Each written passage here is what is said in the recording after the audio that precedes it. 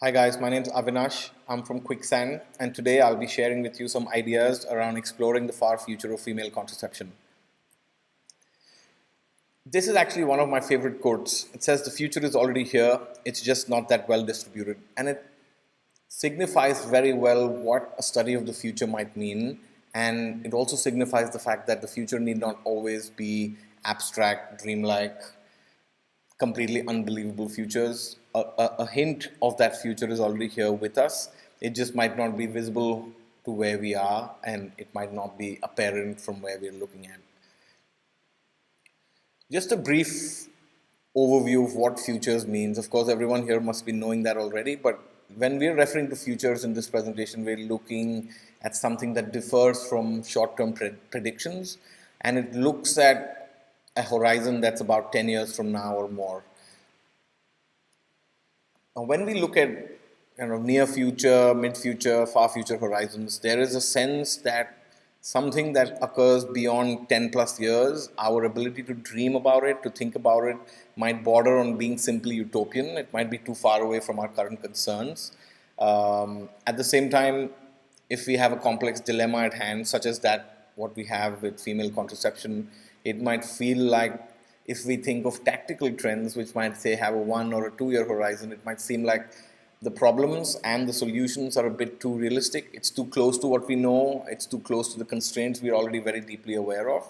And therefore, a lot of the innovation work actually happens in a way that it looks at a simply utopian future, but then tries to make a strategy for the near future, which could be broadly termed as actionable trends, which could occur between a 3 to 5 years horizon. Now, one of the interesting ways of looking at the future is a model that's quite popular called 3Ps and 1W, where the 3Ps refer to possible future, probable future, preferable future. And these are three ways of thinking about what could occur in the future. And then you have the W, which are wildcards. And wildcards actually have a very important role to play, especially in disaster planning and long range business projections, because there could always be a variable that seems like it doesn't belong, and in 5 years from now that becomes maybe the most important variable in that ecosystem. We're also trying to think about, in our work especially, and also in the kind of work that a workshop like the one you're in demands, is to look at a category of thinking called design fiction. Design fiction really refers to the use of design and storytelling to tell stories about the future. It also involves the prototyping of an experience, which are used to create tangible scenarios. And in a way, if you look at the diagram on the right, those three circles around insights, art, and stories, it's these three together that actually create a work of design fiction. And design fiction is something that's been used in design for several decades in a way, but more formally and in more vogue, it's been used in the last, say, decade, where there are a lot of interesting examples of people using these techniques to think about the future in a more constructive manner. It's also important to think about the fact that the process of making design fiction is very, very grounded in research. It's not just dreaming without having any tethering to the reality of things. It really starts with thinking about where is the opportunity, where are we stuck, and where do we need to push the boundaries. And it really begins from a platform that involves that and a sense of the audience and the user. Now, science fiction is obviously uh, extremely influential in informing the trends of the future. There is a tradition in speculative science fiction imagery, which, for example, could be seen in works like such as what you're seeing. It could also be seen in, say, back in the day, in the covers of science fiction magazines. And the value of this And the real is value of this to can be help seen people in this think quote about a from future the that's not science fiction connected author William too Gibson, where deeply he to the talks present. about So, in the words the of fact that the science fiction predictive author capacity of William science Gibson, fiction is he really, speaks really about poor, and it's the also fact of that not science of so much fiction for interest to me him. is its He essentially predictive. says that if you're not getting it wrong really a lot when you're creating imaginary futures, then you're just not doing it enough. You're not creating enough imaginary futures, because if you create enough of them, you'd better get it wrong a lot. And I think that says a lot about the kind of process and the kind of approach we need to have when we're thinking about the future, especially when we're thinking about designing the future. Here are some of the tools for design fiction that we have used in our work. On the left are kind of future-facing personas and user archetypes. In the middle are potential scenarios and workflows of the future, in this case around cleaning your kitchen and bathroom. And on the right is actually a comic looking at a smart city in the future in 2025 in India, and looking at how comics can be used to think about the future and become artifacts of design fiction. Similarly, a very interesting project by Nesta, looking at future Londoners, essentially created several user archetypes and then created little stories about each one of these in the future and how they belong to London, what they do, what their concerns are, and so on and so forth. We can also look at a company like Lowe's, where storytelling really ignites innovation. On the left, for example, you see comics that become the central inspiration for products of the future, and on the right, you see a robot that's just recently been introduced in the Lowe's stores based on this comic. We can also look back on the seminal work done by Philips back in the day. They had a project called the Vision of the Future, which was followed up by another project called the Philips Design Probes, of which the image is shown here. Now, Philips here was really renowned for this project and the one preceding this purely because they looked at the idea of a design probe. They also looked at the idea of narratives and how narratives could in fact inform product design. The product you see here, for example, is a food printer. And there are now several examples in the Philips portfolio that actually have come from this narrative driven exploration of design.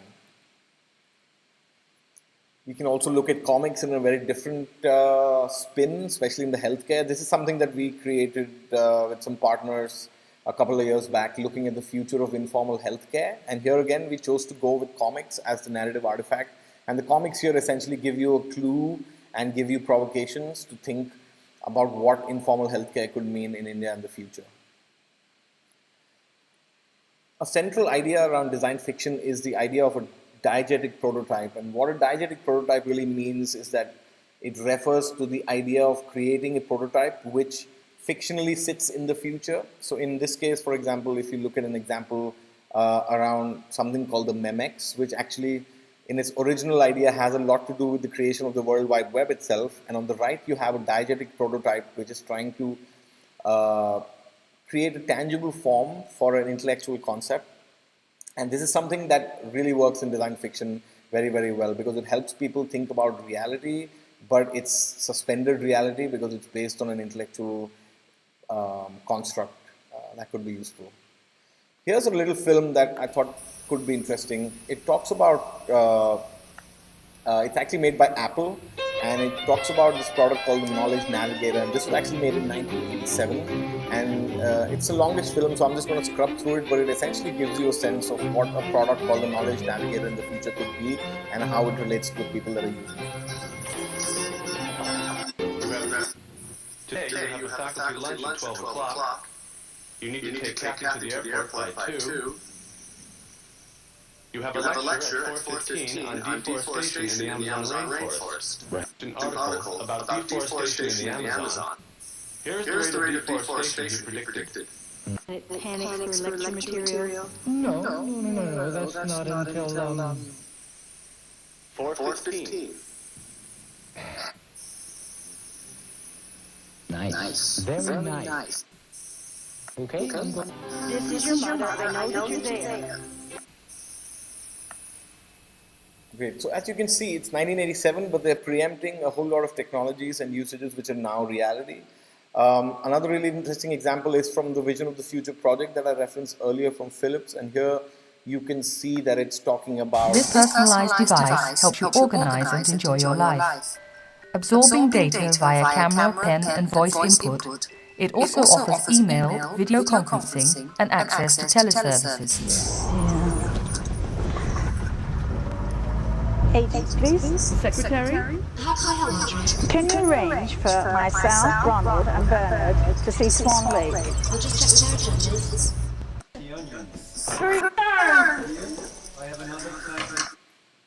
Multimedia products in the bathroom provide you with information and entertainment, and help you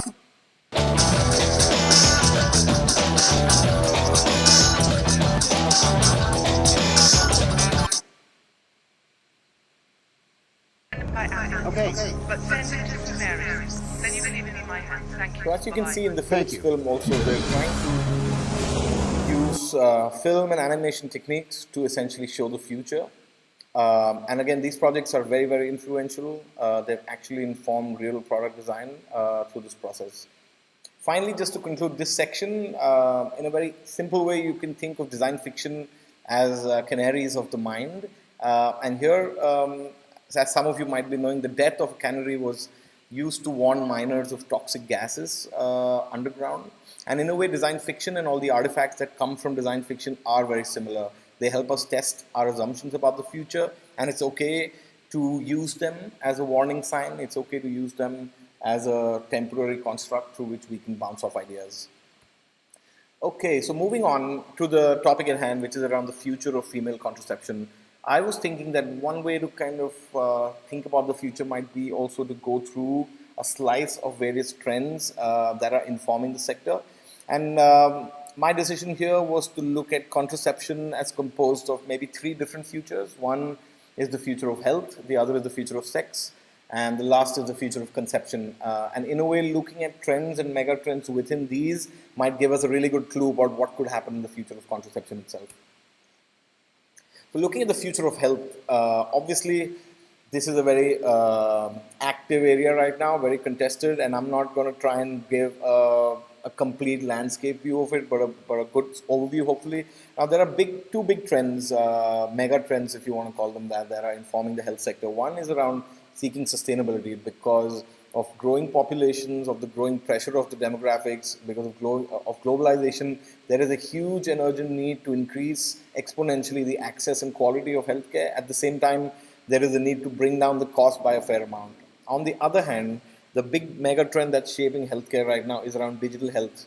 This could involve apps, wearables, social media, big data, robotics, AI, and so on and so forth. And together, these two mega trends are what are going to define some of the innovation that comes forth in the next 10 years. Now, obviously, there's a lot of digital innovation already happening in healthcare, but what's actually happened till now, in a way, is only a precursor for something that will be far more disruptive. Looking at maybe about 4 or 5 key trends, we can look at first at artificial intelligence. Of course, everyone is talking about AI right now, but what does it mean for healthcare? And why is it a fertile ground for AI to be involved in healthcare? Now, obviously, much of medicine, especially clinical trials and the entire process and the life cycle of creating healthcare innovations involves a lot of heuristics, rule-based problem solving, a lot of complexity and parallel processing and so on and so forth. And therefore, what people are expecting is that in the present, on the bottom box, if you look at the left, that's really looking at what the present is, where providers are using their proprietary implicit algorithms to create and to present data and to help in research. But in the future, you're looking at AI being able to diagnose and prescribe.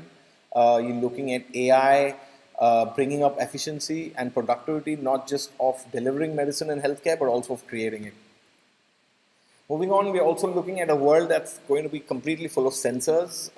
This trend obviously has already begun and exploding, but the next 10 years or so will see extremely important advancements in the world of sensors. They'll be cheaper, they'll be smaller, they'll be efficient, they'll be flexible. They won't be connected to phones or other pieces of hardware. They can live autonomously inside the human body or on the human body. You can embed them as tattoos or bandages, for example, and that's something that's already starting to happen. Now, while the consumer health devices like apps and wearables are taking center stage right now, the future is really around reducing human error by having a low power, always on ubiquitous sensor for various types and of health categories. And this also has the added advantage of it being real-time, real-world data, which can essentially also help in real-time course correction for clinical trials or even for just R&D, for example. Now, real-world analytics, again, big data analytics is something that's extremely spoken about right now as buzzwords. Right now, analytics are using traditional health data, but essentially looking at creating better efficiencies, mining it out for more interesting outcomes, and so on and so forth.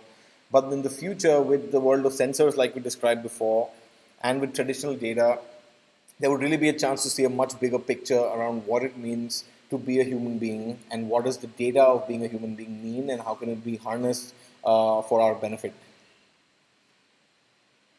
And finally, we're also looking at the sharing economy, which is obviously huge right now. The problem right now in the sharing economy in terms of healthcare is that it's only something that's still being explored. There are ideas around the sharing economy that reside, say, for example, in informal healthcare systems in India and Africa and so on and so forth. But in terms of the future, I guess, unfortunately, calling something the Airbnb of health might be a reality in the future. Of course, there are benefits of cost and efficiency. At the same time, there are also dystopian realities that could come on the back of sharing economy, which is actually a topic for a whole different presentation, so I'm going to skip that. Finally, we're also looking at an interesting phenomenon called e-patients. Now, e-patients refer to empowered, engaged, equipped, and enabled patients. And Richard Davies, who's also known as e-patient Dave, whose picture you can see here, is actually one of a noted activist, and he's a cancer survivor and a speaker. And he's been noted for his personal health data rights activism and his wide presence in the e-patient network and ecosystem around the world. And these are also, for example, people who are happy to take a preemptive step towards their own health. They're also happy to take matters into their own hands, whether it's about diagnosis, whether it's about performing their own R&D, whether it's about looking into cloud data and creating a larger network through which they can come up with their own healthcare innovations or even their own surgeries. So it is a really interesting trend for the future, and it's something that could have a huge impact on healthcare as a whole. Now let's move on to the next broad section, which is around the future of sex. Now obviously contraception has a lot to do with sex, and it is interesting to think about the future of sex because there are certain directions in there which I'll share with you in the upcoming slides, which can actually point towards a very different future for contraception. Now obviously it's understood that technology is pushing human sexuality right now more and more. It's also understood that a lot of new technology actually comes on the because of sexual desires and because of pornography. For example, the film and animation sector since the late 18th century have really been driven by pornography as much as they've been driven by art. And therefore, it's also transforming how we think about love, how we think about intimacy, and that affects how you think about relating to your partner sexually, emotionally, and let's see a few of the trends that can be interesting. Now, one big trend is really around super connected sex toys, and these are like smart vibrators that can be connected to your phone. And right now, these are obviously simplistic in a way, but the future of these could be extremely powerful and interesting.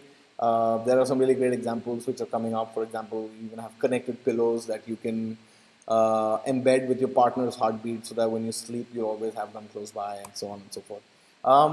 There's also a huge trend in the area of sex that's going towards virtual lovers and a sense of total immersion. Now, virtual reality pornography, virtual reality animation-based pornography, all these are already existing and very popular already. But what the future is going to see is kind of looking at a way in which your real and virtual worlds and your real and virtual lovers, they combine with each other. And what this essentially does is that it creates a very different playing ground for what it means to have a lover. And this in turn obviously impacts sex and contraception in a very different way. There's also the presence of artificial intelligence in lovers. It's also a branch of AI that's called seductive AI, which is referring to advancements in AI that are designed for sex and lust, and they become so advanced that most people would essentially not be able to resist a seductive AI, as they say. There's a really interesting quote by Brian Schuster, who's actually the CEO of Red Light Center, which is basically the most famous VR-based hookup space, social space, where sex is a big part of why people go there. And he has a really interesting quote around the fact that we're approaching a point where man and machine merge, where sex can be better and safer outside of real life. Now, what does it mean for contraception is a really interesting thing to think about. There are also some interesting predictions in this report I found, which is looking at, for example, that by 2028, over a quarter of young people will have had a long-distance sexual experience. There will also be 3D body parts of your lover enabled with touch feedback by 2025. Now, obviously, let's take these with a bit of salt, but they're really interesting to think about and also think about the ramifications that this kind of direction might have on contraception itself and female contraception especially. Now, a very interesting and some might call disturbing trend is around hyper-realistic sex dolls. Now, there are companies like Abyss Creations who make a real doll, which you can see two examples of here, which are hyper-realistic dolls where obviously sexuality is a big part of the reason for ownership. But these are also dolls where you can customize pretty much everything on the human body for this for the doll that you get. You can also get male dolls if you're a female or a male. And now increasingly you can also get robots which are embedded inside these dolls. And this is supposed to be something that, there are some really interesting predictions actually. For example, on the bottom right, you can see this prediction that by 2045, 1 in every 10 young adults would have had sex with a humanoid robot. There's also some developments that are going on around simulated skin and interactive genitals. This again very closely connected to both the developments around robots and around hyper-realistic sex dolls. And this again has an interesting outcome, potentially interesting outcome for, say, contraception, for male contraception, for female contraception. And closely connected is also what's already happening in a way is around augmented adult entertainment. Now, the idea of augmentation is interesting because it lets you layer your world with information, cues, provocations, and what it means for contraception could be very interesting. For example, this is an art project that's looking, which is called The Machine to Be Another, which is looking at the act of body swapping with the simple question, if I were you, would I better understand myself? Where both partners wear a virtual reality headset and then they're swapped in terms of the body. So when the woman looks at herself, she's actually looking at a man's body. And slowly in this installation, they're encouraged to take all their clothes off, they're encouraged to explore their sexuality, and the results have been very fascinating from this installation itself. At the same time, there is a very strong idea that immersive sex education will be extremely powerful and potent in the future to help people understand safe sex, to help them enjoy the sex that they have, and also to think about reproduction, to think about their own self, to think about safety. All these things are things that sex ed in VR is touted to kind of be used for. There is also this idea, for example, around digital condoms and what they mean inside a virtual reality space, and whether safe sex would indeed be a necessity even inside a virtual ecosystem. There's also some really radical stuff happening around sexual prostheses and also around lab-grown genitals, around biohacking bodies. And while these may right now seem like it's really far out, these are things that are already happening. If you go, for example, to any of these biohacking forums, you will see hundreds and thousands of people actively contributing, sharing techniques and processes by which they can biohack their bodies, whether it's implementing sensors into the body, whether it's creating, for example, a vibrating penile implant like what you see on the right called Lovetron 9000. There's a lot of action happening, especially in the domain of sexuality and biohacking, because body modification has been a huge part of sexuality for many decades, centuries now. And finally, we're also thinking about the future of contraceptives themselves.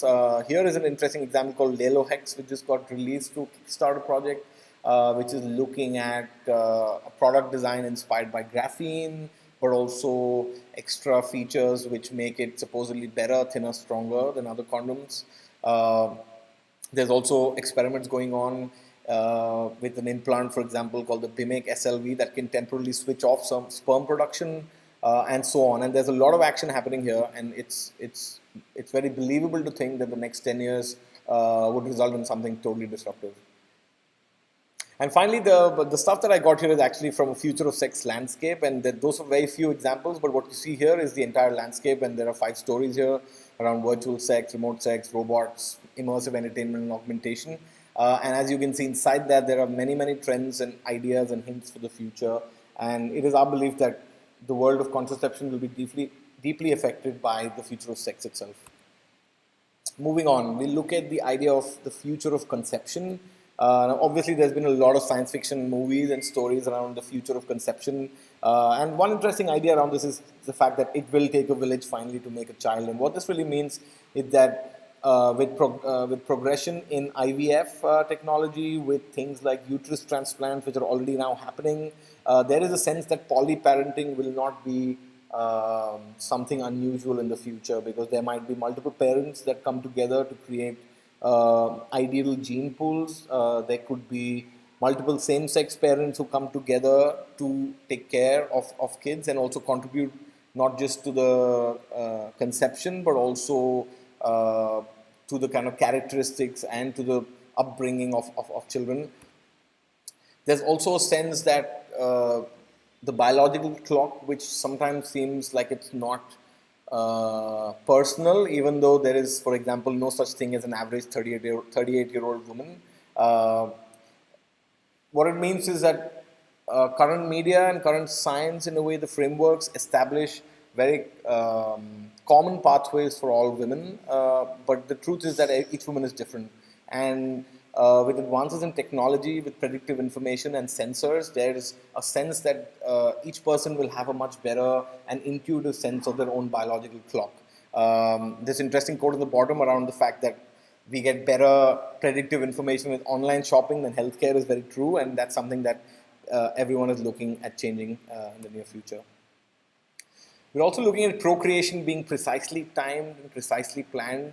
Sensors will have a big effect on the odds of conception. There are already, for example, some apps which contain sensors which can detect uterine contractions, which can also detect fetal heart rate and so on.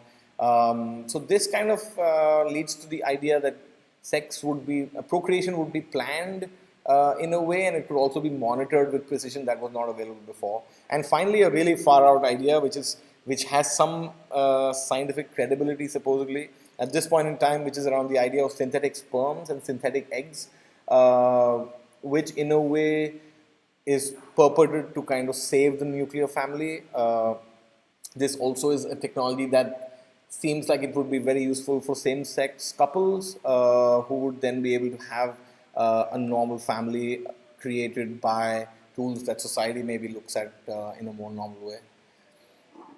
And finally, of course, the flip side of this is that genotyping will actually breed a lot of conformity. Now, the future of reproduction might be around diverse families, but actually the paradox there is that the diverse families are going to be making increasingly similar babies, and that's, again, an interesting idea around what this means for contraception, and what any of these mean for contraception is interesting to think about.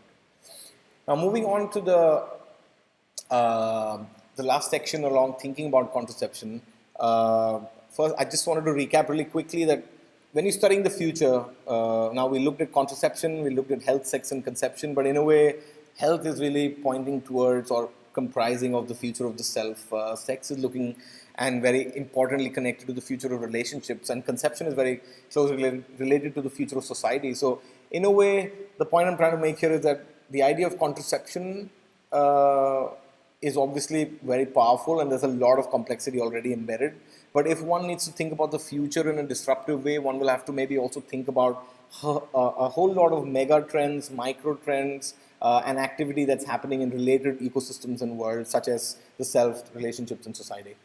Now, moving on to the last section, I just wanted to do a really quick dive into the future of clinical trials, because it felt like the process and the framework for clinical trials as they exist right now, in a way, themselves present a very huge challenge.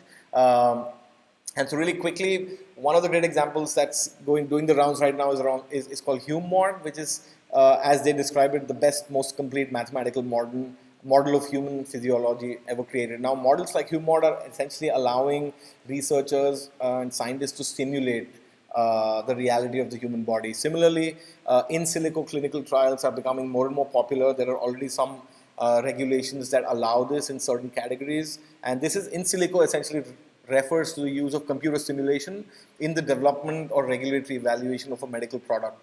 And this is something for the future.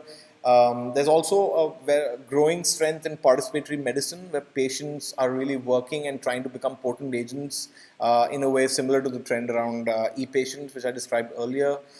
There are also great advances being made in surrogate organ systems. So this is the picture here is from a system called Athena, where scientists have developed a surrogate organ system and connected, essentially they've created surrogate human organs that can be connected together to create larger surrogate organ systems.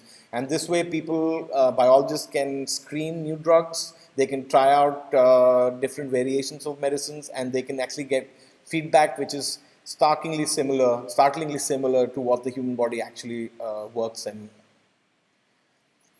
There's also obviously a huge trend around the digital patient, but how this affects clinical trials is that wearables, which are super exciting in the industry right now, can provide an objective set of patient data that is more encompassing and more accurate to real world experiences. It also means that patient recruitment, the patient recruitment process can be different, because you have now the ability to bring in very specific profiles into the recruitment process, digital pre-screening, and also the creation of electronic health records together help scientists essentially reduce the inefficiency inside a site. There's also obviously a huge play around the cloud and collaboration space, and especially around the creation of consortia which are looking at creating singular pools of data that all companies can access. Now, this kind of seamless integration is a huge part of the cloud, but the fact that the consortia are developing pools of knowledge that previously didn't exist and are presented pre-competition means that there's actually a whole lot of disruptive ideas that will now come forth on the back of these singular pools of data. And finally, around better software, obviously this is something everyone understands, but it's also true that current systems limit how complex clinical trials can get, and emerging systems are already proving that they can do in a few days or weeks what earlier processes used to take 3 to 5 months. Now, all these advancements in clinical trial technology and processes also means that there is a scope for doing remote trials. Now, Verco recently tested a diabetic system where there was a 3G enabled glucose meter, and 60 patients who actually never did any site visits and were recruited through Facebook participated in the study successfully. Okay, so that brings us to the end of my presentation. I hope it wasn't too long and it was interesting. If you guys need any ideas or questions around this, please feel free to email me. The guys from Quicksand can help you with that. Cheers and have a great workshop. Pleasure.